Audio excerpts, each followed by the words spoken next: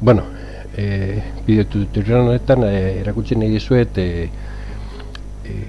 bideo tutorialak egiteko, hain zuzen bideo tutorialak egiteko programa bat Bokoscreen NG bere 3.0 bersioa atera du eta bueno, pixka bat albistea da lehenengo bersioa euskarazko lehenengo bersioa dela. Bueno, hori esan da, komentatzea programa oso fama ona, oso interesantea dela, oso simplea delako eta oso kalidade honeko bideoak egite dituelako. Bueno, saiatuko naiz azaltzen pixka bat zeintzu diren bere aukerak. Ezkerraldean badugu panel bat, non agertzen da panel nagusia dela pantailarena, eta bertan definituko dugu ia zer grabatuko dugu, pantaila osoa eta pantaila bat baino gehiago baldin badaukagu, orduan hemen aukeratuko dugu ze pantaila dugun. Beste aukera bat da leiho bat grabatzea, edo kasu honetan erabiltzen ari naizena dela eremu bat grabatzea, honekin definitzen dugu ze eremu grabatu nahi dugun. Bueno, gero bestalde batetik aukera daukagu erabiltzeko lupa bat, nahi ez da konbentzitzen, baina bueno, aukera hori dago, eta behin grabazioa hasteko ematen diogunean, zenbat segundu nahi dugu pixka prestatzeko. Hemen aukera daukagu bideokamera, grabazioan bideokamera agertzeko, orduan, bueno, ematen badiogu, aktibatzen badugu, hemen azalguko zaigu ze kamera daukagun, eta posible dugu aukera daukagu posizionatzeko pantaila hau, leihoaren tamaina hemen dauka jarrita txikiena, posible dugu jarria handiago, eta baita ere pantaila leihotxo horren markoa kentzea. A ber, orain desagertu zait, bai, hemen dago markori gabe. Vale, bueno, kenduko dut kamera, bueno, erabiltzen da bideo tutorialetan pixka bat ikasleak ikusteko irakaslea eta, bueno, pixka bat personalizatzeko bideo tutoriala.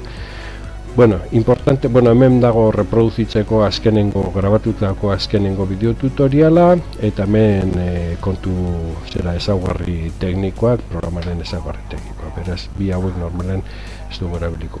Bueltatuta grabazio aukeretara, esan dugu batetik, ze pantaila zati nahi dugun grabatu, eta gero, oso importantea ere, soinua nondik hartuko dugun.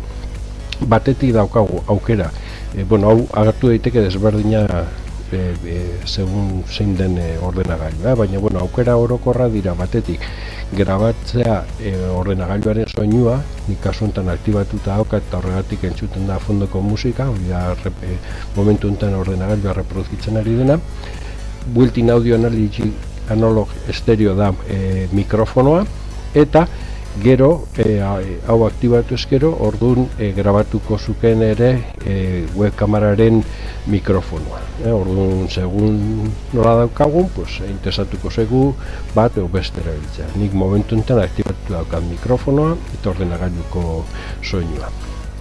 Gero, hemen daukagu bideoaren ezaugarriak zenbat fotograma segunduko, hau da kalidade onsamarrekoa, posible dugu kalidadea jaitsi edo igo. Nik uste dut hau baino gehiago ez duela merezi. Eta gero, formatuetan, hau da programaren ezaugarri importantea zenbat ze formatua ditun, eta ditu oso formatu ona, bai MKV, WebM eta MPLAU batez ere, eta erabiltzen dituen, bakotxak erabiltzen dituen kodekak. Orduan hemen, nik uste dut aski dugula aukeratzea edo MPLAU edo WebM edo MKV, eta hori bai MPLAU edo MKV aukeratzen badugu, aukera daukagu barruko grabazioaren kalidadea gehiago zehazteko. Tarteko horrekin ondo dago. Gero bestalde batetik hemen agertzen da bideoa non grabatuko da, hau ere aldatzen aldu, ze karpetan geratuko den grabatuta, automatikoki izena bokoskin.ng, data eta orduarekin.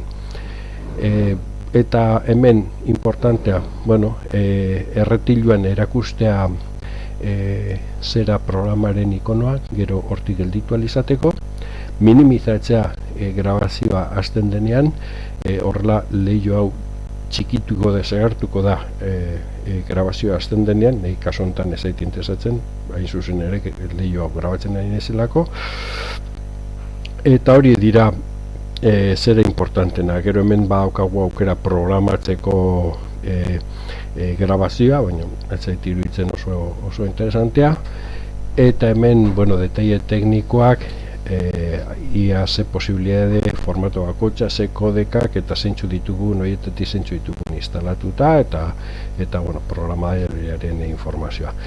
Eta hori da, behin ezarpenak jarrita daukagunean, maten duz komplikatu dela, baina pixka probatzea hasieran, eta normalean bideo tutorial guztiak egingo dugu ezarpenak normalean aldatu gabe. Hasi, grabatu eta kito. Hori izan da pixka programa interesgarri honen nobedadea da, hemendik aurrera interfeiz guztia euskaraz dagoela. Venga.